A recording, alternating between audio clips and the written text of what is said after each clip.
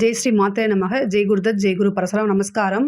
நான் கரூர்லேருந்து வல்சலா பணிக்கர் பிரசன்ன ஜோதிடர். இன்றைக்கி நம்ம தசமகா வித்யா உபாசனையில் தசமகா வித்யா சக்தி வாய்ந்த மிகவும் எளிமையான பூஜை முறையில் நம்ம இன்றைக்கி 7வது தேவியாக பார்க்கக்கூடியது தூமாவதி தேவியை தான் பார்க்க போகிறோம். இந்த தசமகா வித்யாக்களில் தூமாவதி தேவி அப்படிங்கிறவங்களும் ஒருத்தங்களாக இருக்காங்க. இவங்க ரொம்ப ரொம்ப சக்தி படைத்தவங்க. இந்த தூமாவதி தேவி அப்படிங்கிறவங்க இவங்களை அதாவது தமிழ்நாட்டில் அந்த அளவுக்கு தூமாவதி தேவி அப்படின்னா யாரு அப்படின்னு என்னன்னு தெரியாதுங்க.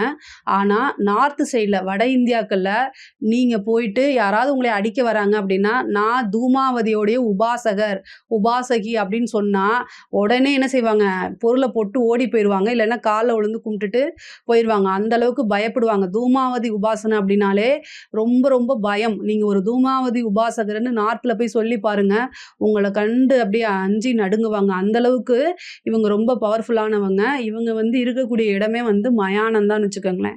மயானம் பிரேதங்கள் எரியுது இல்லையா, அங்கேருந்து தான். அதாவது சில விஷயங்கள் பாதுகாப்பு கருதி நம்ம ஒரு சில விஷயங்கள் பிரயோக முறைகளை சொல்லலை. ஆனால் நார்மலாக இந்த நவராத்திரி தினத்தில் நீங்கள் கும்பிட வேண்டிய இதில் இந்த தேவியவும் நீங்கள் கும்பிடலாம்.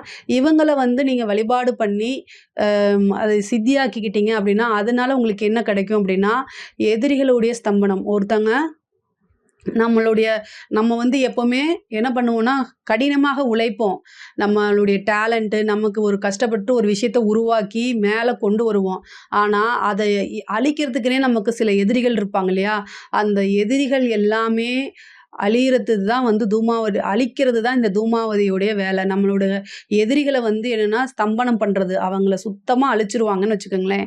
எதிரி தொந்தரவே இருக்காது. நீங்கள் எதிரினா மனித எதிரி மட்டும் கிடையாது, நம்ம முன்னேற்றத்துக்கு எதெல்லாம் தடையாக இருக்கோ அத்தனையுமே எதிரி தான். அது உங்களோட சோம்பேறித்தனமாக இருந்தாலும் சரி, இல்லை வேறு ஆட்களாக இருந்தாலும் சரி. பொதுவாகவே எதிரிகளை ஸ்தம்பனம் பண்ணணும் அப்படின்னா தூமாவதியை தான் நம்ம வணங்கணும். இந்த தூமாவதியுடைய இது என்னென்னா கருப்பு. நீங்கள் கலசம் வச்சு தீபம் வச்சு அந்த தீபத்தில் தூமாவதியை ஆவாகனம் பண்ணிக்கங்க. கலசம் வச்சு அந்த வஸ்திரம் போடுவீங்களா, அதுக்கு கருப்பு. நீங்கள் உடுத்திக்கக்கூடிய ஆடையும் கருப்பு நிறத்தில் இருக்கிறது ரொம்ப சிறப்பு. அதே மாதிரி கருப்பு நிறத்தில் டவலோ ஏதாவது போட்டு அது மேலே உட்காந்து ஜெபம் பண்ணணும். இவங்களை ஜெபம் பண்ணுறதுக்கு ருத்ராஜமணி மாலையை யூஸ் பண்ணுங்க. அதே மாதிரி பூ சிவப்பு பூ, கருப்பு கலரில் பூ கிடையாது, சிவப்பு கலரில் இருக்கக்கூடிய செவ்வரளி பூவே யூஸ் பண்ணலாம். இவங்களுக்கு நெய்வேத்தியம் அப்படிங்கிறது பார்த்திங்கன்னா எருமை பால் இருக்குல்ல, அதை நெய்வேத்தியமாக படைச்சிங்க அப்படின்னா உங்களுக்கு அஷ்டமா சித்தி கிடைக்கும். எதிரிகளுடைய தொந்தரவு அப்படின்னு இருக்காது.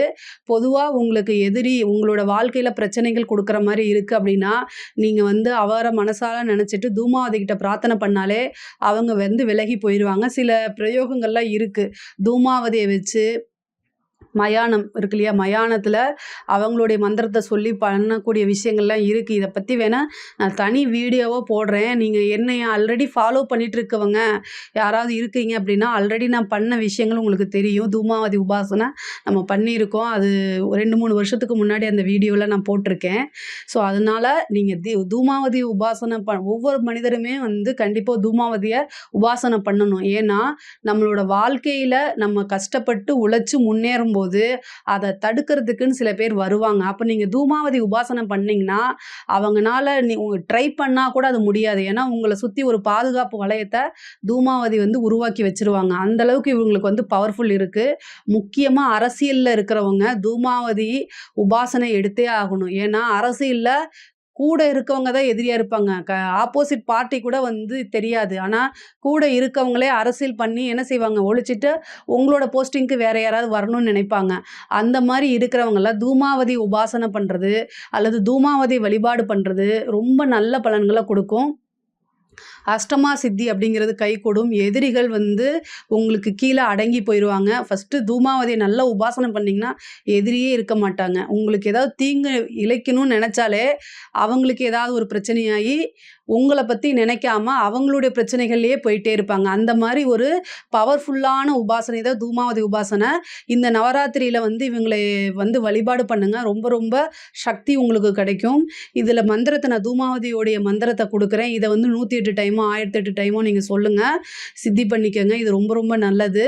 இதில் உங்களுக்கு ஏதாவது சந்தேகங்கள் இருக்குது அப்படின்னா கமெண்ட்ஸில் கேளுங்க, கண்டிப்பாக நான் ஆன்சர் பண்ணுறேன். நம்மளுடைய சேனலை லைக் பண்ணுங்கள், ஷேர் பண்ணுங்கள், சப்ஸ்கிரைப் பண்ணுங்கள். நன்றி, வணக்கம்.